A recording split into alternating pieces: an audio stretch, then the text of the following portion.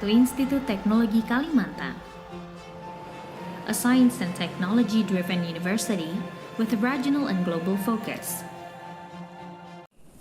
Assalamualaikum warahmatullahi wabarakatuh. Perkenalkan, saya Dian Marsodikin, salah satu dosen dari Institut Teknologi Kalimantan, khusus untuk program studi fisika. ITK atau Institut Teknologi Kalimantan sendiri merupakan salah satu institusi negeri yang khusus bergerak di bidang teknologi. Fisika etika sendiri saat ini memiliki 4 bidang minat untuk mengembangkan diri, yakni fisika material, fisika instrumentasi, geofisika, nuklir, dan juga teori. Tahun ini saya diamanai untuk mengajar beberapa macam mata kuliah.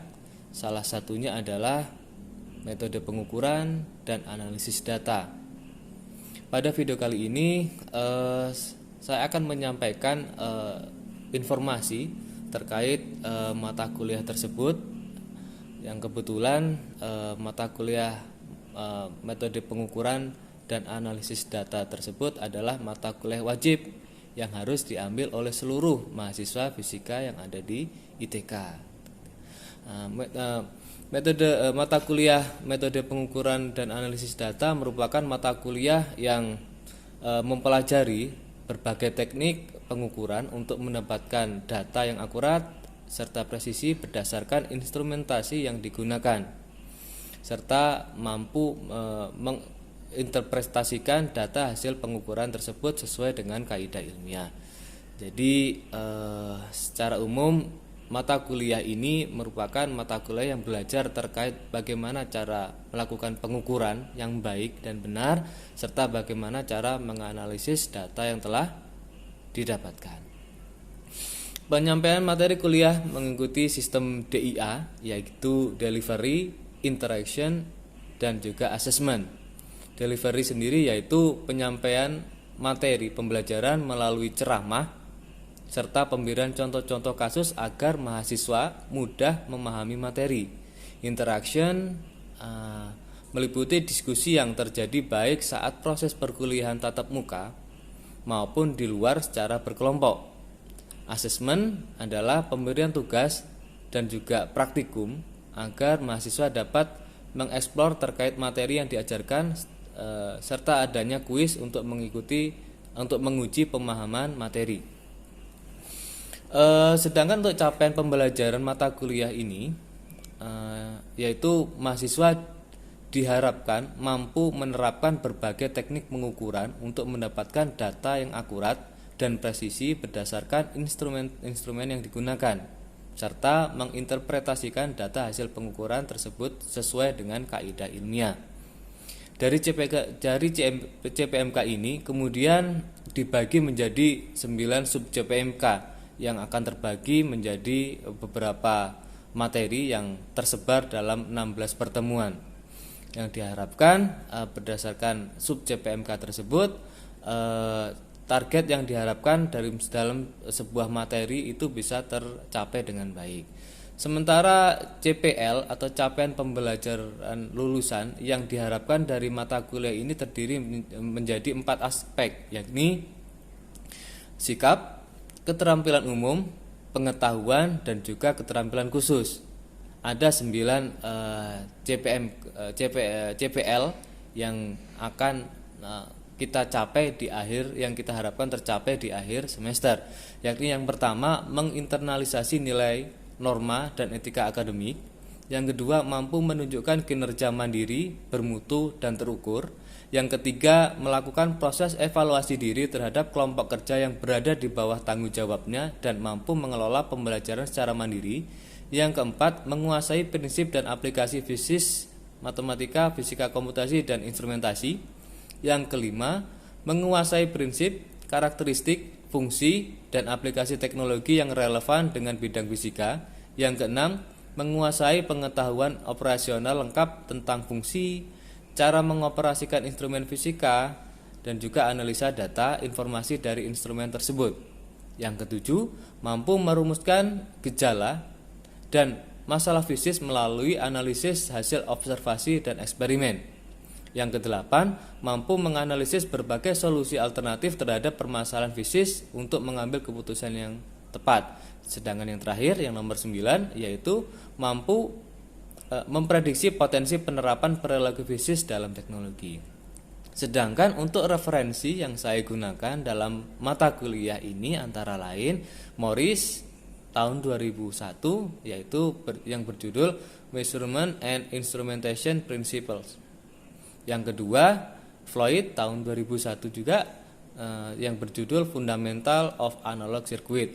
Yang jelas untuk sumber-sumber referensi yang saya gunakan, selain dua ini, setiap mahasiswa maupun orang lain yang akan mengikuti mata kuliah ini bisa menggunakan referensi-referensi yang memang termuktahir, misalkan menggunakan paper ataupun menggunakan sumber-sumber yang lain. Untuk mencapai CPMK ada beberapa hal yang perlu dikaji yang kita lakukan dalam mata kuliah ini, yakni yang pertama ada totalnya ada 9 bahan kajian yang kita bahas dalam mata kuliah ini. Yang pertama yaitu tipe dan karakteristik kinerja alat ukur. Yang kedua adalah kesalahan pada pengukuran. Yang ketiga kalibrasi instrumen dan alat pengukuran. Yang keempat pengukuran dengan instrumentasi. Yang kelima pemrosesan sinyal. Yang keenam elemen konversi variabel. Yang ketujuh sistem konversi analog digital dan juga sebaliknya. Yang kedelapan pengolahan data statistik. Yang kesembilan analisa data statistik. Yang secara umum terbagi menjadi dua, yaitu pengukuran dan analisa data. Metode pembelajaran yang digunakan dalam mata kuliah ini antara lain ceramah, diskusi kelompok yang dilakukan secara sinkronus maupun asinkronus, penyampaian materi. Jadi penyampaian materi tidak hanya secara teoritis, melainkan juga ada contoh kasus nyata seperti proses pengukuran di laboratorium. Jadi ada praktikum juga yang akan dilakukan dalam mata kuliah ini. Yang kedua, sistem pembelajaran dilakukan secara interaktif, yaitu dosen selain menjelaskan tentang materi juga memberikan kesempatan kepada mahasiswa untuk bertanya maupun diskusi terkait pembelajaran agar sistem pembelajaran berjalan lebih interaktif. Selain itu, pembelajaran juga dilakukan dengan adanya diskusi kecil atau small group discussion untuk membahas suatu topik yang ada lalu memaparkannya. Selain itu juga dalam mata kuliah ini ada praktikum yang harus dilakukan oleh mahasiswa yang kemudian mereka akan melakukan pengambilan data dan juga analisis data. Selain itu saya juga menggunakan Learning Management System LMS untuk membantu dalam mempersiapkan bahan. Jadi semua bahan mata kuliah berupa RPS, terus kemudian kontrak, materi, tugas dan lain-lain semuanya ada di dalam LMS, yaitu dengan alamat kuliah.itk.ac.id. Untuk asesmen yang saya lakukan dalam perkuliahan ini ada beberapa macam, yaitu yang pertama kuis, yang kedua adalah tugas, UTS, UAS, dan juga nanti ada praktikum berupa project. Untuk pembobotan sendiri saya melakukan interaksi dengan mahasiswa di awal perkuliahan terkait bobot penilaian. Untuk praktikum sendiri ada 30%, kemudian untuk kuis 20%, UAS 25%, dan juga UTS 25%. Sedangkan untuk menjaga agar penilaian juga berlangsung secara objektif, saya memberikan feedback kepada setiap tugas yang mahasiswa kerjakan maupun semua asesmen yang saya berikan, sehingga mahasiswa dapat mengetahui secara transparan bagaimana capaian yang mereka dapatkan pada setiap tahapan-tahapan asesmen. Demikian penjelasan mengenai apa saja yang akan diterapkan dalam pembelajaran mata kuliah metode pengukuran dan analisa data kali ini. Selanjutnya kita akan melihat bagaimana proses pembelajaran yang dilakukan di kelas. Dan juga contoh salah satu asesmen berupa pembuatan video pengambilan data menggunakan alat ukur yang dilakukan di laboratorium. Terima kasih atas perhatiannya, selamat menyaksikan. Selamat siang. Oke, kalau tadi ibu-ibu yang lain mengajarkan berbagai macam sudah advance, kita belajarnya sekarang turun ya terkait dengan pengukuran. Mata kuliahnya metode pengukuran dan analisa data. Ini mata kuliah khusus untuk mahasiswa semester 2. Jadi yang belum bisa baca semuanya belajar di sini gitu ya. Jadi hal dasar yang akan saya jelaskan yang pertama pasti terkait pengukuran, yang kedua terkait bagaimana cara menganalisa. Nah, kita lihat. Lanjut saja. Oke. Yang pertama prinsip dasar pengukuran.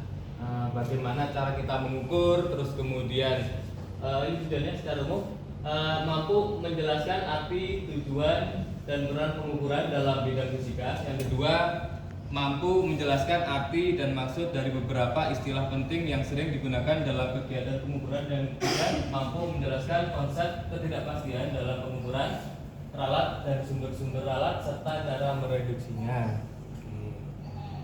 Terus lanjut, yang pertama ini materi tadi. Jadi akan saya kasih tadi bagaimana cara membedakan ketelitian dan ketepatan, terus kemudian bagaimana cara menuliskan ketidakpastian, dan yang terakhir nanti ada standar dalam pengukuran. Oke, ini sejarahnya dulu. Nah, yang pertama masalah pengukuran. Ini sebenarnya semuanya pasti tahu ya masalah pengukuran. Mengukur, istilah mengukur itu saya beli tanah misalkan ya, saya beli tanah 100 juta misalkan ya. Terus kemudian kalian mau mengukur menggunakan penggaris misalkan ya. Apakah bisa? Bisa. Atau Pak, saya mengukur Pak menggunakan panjang tangan saya Pak, misalkan begitu ya. Apa bisa? Bisa gitu ya. Tapi apa yang membedakan jadi mengukur dengan menggunakan meteran atau penggaris dengan menggunakan tangan kita? Bedanya? Iya, yang satu diakui, yang kedua tidak diakui. Intinya itu ya. Intinya kita membandingkan satu benda dengan benda lain. Tapi yang jelas ketika kita membandingkan, kita kan butuhnya diakui. Gitu ya. Kalau nggak diakui ya buat apa kita mengukur gitu kan ya. Ya. Terus tujuannya untuk mengetahui nilai kualitas dari suatu besaran atau variabel yang diukur. Terus peranannya juga macam-macam ya. Pengukuran pasti semua hal yang berkaitan dengan benda itu pasti diukur. Entah itu sesuatu yang sifatnya kuantitatif gitu ya, atau yang sifatnya ada nilainya, atau mungkin sebenarnya bebas. Semua hal itu pasti butuh pengukuran gitu ya. Kalau nggak diukur ya kita nggak bisa ngomong intinya. Jadi kita mengerti sesuatu, kita tahu dia itu seperti apa, tapi kita tidak bisa mengungkapkan, nggak bisa diukur. Kita mengerti sesuatu, kita bisa mengungkapkan, tapi orang lain nggak paham, nggak bisa diukur juga gitu ya. Misal, Pak, saya beli emas mahal ini Pak, mahal ya, oke mahal. Saya jelaskan ke kalian bentuknya emas itu, nah, misalkan ya seperti gunung misalkan ya. Saya orang kaya misalkan ya. Terus kemudian teman kalian tanya, emang asli? Asli. Kok tahu? Iya, ini ternyata emasnya itu warnanya kuning Pak, gitu misalkan ya. Terus saya tanya berapa karat? Nggak tahu. Misalkan ya. Apakah bisa diterima? Ya. Atau misalkan saya punya, Pak, saya tanya, alat ukurmu apa? Saya kaya misalkan ya. Oh, itu nggak bisa terstandar gitu ya. Jadi sesuatu yang bisa kita ukur itu berarti kita pasti membandingkan suatu benda dengan benda lain yang sudah terstandar. Kalau nggak standar nggak bisa. Pak, ini standar dari desa saya seperti ini, tingkat kegantengan Pak. Itu nggak bisa gitu ya. Syaratnya apa? Yang pertama dia sudah terstandar, yang kedua dia harus bisa diakui oleh orang banyak. Bisa ada yang terstandar. Dua-duanya terstandar. Ya. Celsius terstandar, terus kemudian ukurannya juga terstandar gitu kan. Yang kedua kan harus diakui. Orang yang di daerah Amerika maunya pakai Fahrenheit. Orangnya banyak, nggak apa-apa. Jadi saya bisa bikin satuan sendiri Pak. Bisa. Misalkan saya satuan dinda misalkan ya. Satuan temperatur derajat dinda misalkan ya. Apakah bisa? Bisa. Misalkan dinda ketika dia suhunya 100 derajat dia akan mulai marah misalkan gitu ya. Tapi apakah itu terstandar? Enggak. Apakah dia diakui? Enggak. Itu jadi syarat-syaratnya itu ya. Terus lagi, syaratnya apa lagi Pak? Saya punya punya alat ukur Pak. Saya menggunakan bahan radioaktif misalkan gitu ya, saya menggunakan bahan radioaktif. Apa misalnya uranium misalkan ya, saya mau mengukur tingkat radiasi bahan tertentu gitu ya, saya menggunakan uranium. Uraniumnya dengan nomor massa dan nomor atom tertentu Pak, ini khusus Pak. Ternyata di tempat lain nggak ada loh. Kan saya mau bikin sesuatu yang istimewa Pak, tapi ternyata benda yang kita jadikan alat ukur tadi tidak bisa diduplikasi di tempat lain, juga nggak bisa dijadikan sebagai alat ukur gitu kan ya. Makanya kalau kita ngomong perasaan misalkan apakah bisa diukur, susah karena beda, di tempat lain beda, nggak ada yang bisa distandarkan ya. Paling gampang ya kita menggunakan sesuatu yang bersifat kuantitatif yang bisa dihitung ya. Nah, itu namanya mengukur ya. Nah, syarat-syarat ini elemen dasar pengukuran. Yang pertama, ya ada bendanya dulu ya. Ini ya ada bendanya. Terus kemudian apa yang mau diukur? Misalkan saya punya batu, Pak, saya mengukur batu. Pasti ada pertanyaan, apanya mau diukur gitu kan ya? Apakah panjangnya? Apakah masanya? Apakah bentuknya gitu kan ya? Tentukan dulu, saya punya batu Pak, saya mau mengukur panjangnya. Oke, ada bendanya. Terus kemudian besaran bisnis yang akan diukur sudah jelas, panjang, gitu kan ya. Terus kemudian ada instrumennya, ini ada standar ukurnya. Kalau misalkan panjang, standarnya apa ya? Iya, meter. Sentimeter Pak, saya pakai inci, boleh lah, nanti macam-macam ya. Terus kemudian ada observer, ada orangnya ya. Kalau nggak ada bendanya, alatnya ada, nggak ada yang ngukur ya, mau ngapain gitu kan ya. Ini ada tiga, sama seperti kalau kita mau menikah lah ya. Ada apa namanya, penghulunya, ada saksinya, nggak ada orangnya misalnya ya. Yang menikah nggak ada pasangannya, nggak bisa juga gitu kan ya. Sama seperti ini ya, ada bendanya, ada alat ukurnya, terus kemudian ada yang mengukur ya. Terus ini kualitas pengukuran ditentukan oleh ada beberapa macam gitu ya. Yang pertama kualitasnya ada instrumen, observernya siapa, terus kondisi lingkungannya. Instrumen, misal saya ada pertanyaan, saya punya penggaris. Ini penggarisnya ya, ini spidol ya. Oke, ini spidol, saya itu menggunakan penggaris. Nah, coba tidak. Berapa panjangnya? Saya ingin tahu biar kalian tahu bagaimana cara menuliskan hasil pengukurannya. Berapa Din? Nah, berapa? Jangan lama-lama. 15 cm. Berapa? 15 cm. 15? 15 cm. 15 cm ya. Satuan terkecil dari penggaris apa? Mili. Kalau jadikan mili, ini SD ya. Saya nggak menjelaskan lagi ya, dari senti menjadi mili. Berapa mili ya? 15 cm berapa mili? 100 mm. Ya, 150 mm. Oke. Terus atau 150 mm. Apakah seperti ini saja cara menuliskan nanti kalian ketika tugas akhir? Pasti revisi nanti kan ya? Dengan ya. Bagaimana cara menuliskan? Pasti ada istilah ketidakpastian kan ya? Berapa ketidakpastiannya? Nanti kita akan belajar itu ya. Untuk menuliskan, jadi gini, 0,01 apa? Milimeter. Terus kalau misalkan apa namanya, alat ukur yang lain, panjang apa? Meteran. Oke, meteran. Satuan terkecilnya apa? Sentimeter. Oke. Terus kalau misalkan menggunakan mikrometer skrup ya, berapa ketelitiannya? 0, satuannya milimeter. Jadi kalau misalkan jangka sorong berarti 0,1 milimeter ya. Kalau menggunakan mikrometer skrup 0,01 gitu kan ya. Jadi setiap benda, setiap alat ukur pasti punya standarnya tertentu. Dia punya kemampuan bagaimana, apakah berapa satuan terkecil yang mampu diukur gitu kan ya. Jadi kalau misalkan saya menggunakan penggaris Pak, ternyata panjangnya itu adalah 150,01 mm. Nah, kayak gini, apakah ini benar? Tidak benar. Kenapa tidak benar?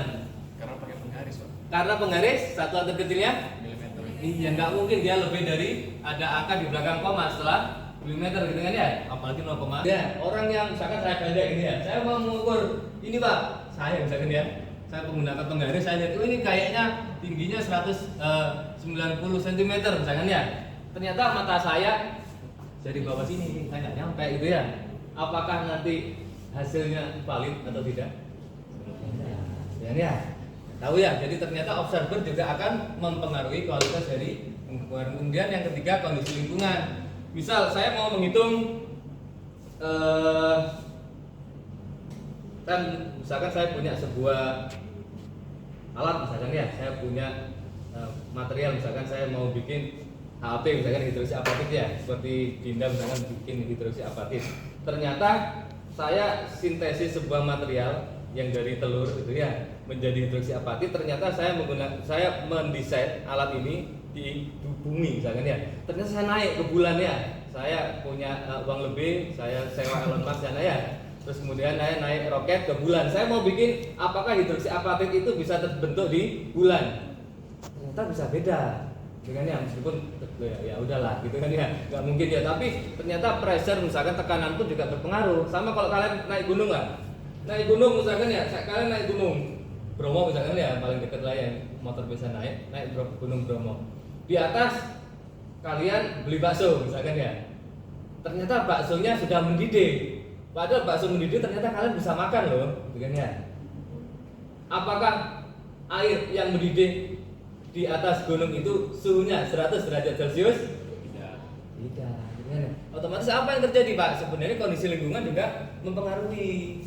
Ya. Oh, padahal yang saya pakai kemarin ketika saya membuat alat ukur itu, Pak, ketika air mendidih itu suhunya 100 derajat Celcius. Ternyata ketika saya beli bakso di atas gunung misalkan ya, kalian kedingin beli bakso misalkan, ternyata mendidih, Pak, tapi saya bisa makan gitu kan ya. Apa pengaruhnya? Pasti ada pengaruhnya. Ada masalah ketinggian hubungannya dengan tekanan gitu kan ya. Tadi yang seperti yang dijelaskan sama Bu Biniar tadi ya. Jadi lingkungan juga berpengaruhnya.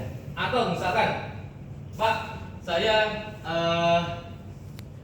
nah ini yang ini anggap ada ya. Enggak. Apa bedanya presisi dengan akurat? Kalau akurat, misal saya gambar aja ya. Saya menggambar. Ini saya membuat sasaran tembak. Tembakan pertama dapatnya di sini. Tembakan kedua dapatnya di sini. Saya nembak lagi. Sasaran tembaknya di tengah sini ya. Tembakan pertama ada di sini, tembakan kedua ada di sini. Ini namanya apa? Ini namanya apa? Ini akurat atau presisi? Presisi akurat. Nah, yang ini ada di sini lah, biar sekalian ekstrim ini ya. Yang ini? Iya, salah. Yang ini namanya akurat. Kenapa? Karena ada target pas, ada yang ditembak Pak, tapi kan satunya menyimpang. Tapi kan 2 kali penembakan ada yang sampai. Oke ya, itu namanya akurat. Sedangkan yang presisi, Pak, ini nggak tepat, Pak, nggak akurat, Pak. Iya, memang nggak akurat dia, nggak kena sasaran, tapi diulang-ulang tempatnya sendiri. Ini namanya presisi. Kira-kira kalau kalian punya industri, mana yang akan kalian butuhkan? Akurat atau presisi? Dua-duanya. Kalau nggak bisa milih, misalkan nggak bisa milih nih, ini misalkan pilihannya maunya akurat tidak presisi, ataukah presisi tidak akurat, mana yang akan kalian pilih? Presisi. Kenapa kira-kira? Sama kalau kalian yang cowok-cowok misalkan, Pak, saya kemarin beli rokok, Pak, bilang garam, Pak, saya buka ternyata di dalam bungkusnya itu kayak gini, Pak, ada yang panjang, ada yang pendek gini, Pak. Yang satunya lagi, saya beli, Pak, satu bungkus, Pak, ini agak kecil sih, Pak, rokoknya, tapi dia rata. Kira-kira mana yang akan lebih kalian pilih? Yang ini cuma segini misalkan. Yang rata kan, karena kita butuh presisi meskipun harganya bisa beda. Quality control pasti lihat itu kan ya, mana yang harganya lebih mahal, mana yang harganya lebih murah. Karena yang ini misalkan nggak lolos misalkan ya. Tapi yang ini kalian, waduh, udah rokok ya, temennya ngambil 1, 2, 3, 4. Ternyata giliran kalian dapat yang 1/4 misalkan ya. Iya, ya nasib gitu ya, tinggal filternya aja gitu kan ya. Nah itu kan otomatis secara nalar aja ya, secara logika. Beda nggak ketika kalian mengukur 1 kali benda 1 kali pengukuran dengan benda yang diukur berulang kali, cara menuliskannya?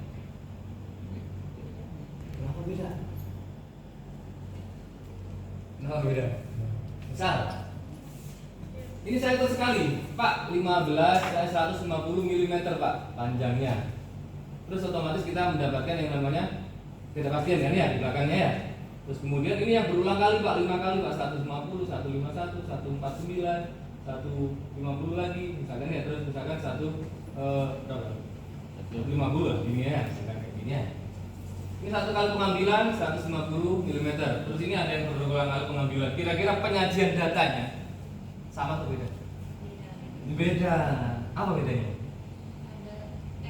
Ada errornya. Yang ini bagaimana cara menuliskannya? Apakah gini saja juga cukup? Tidak. Masih ada plus minusnya ya? Biasanya ya?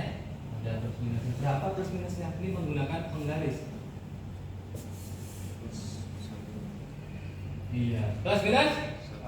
Iya salah. Gini ya, coba kalian lihat tapi ini salah, gitu kan ya?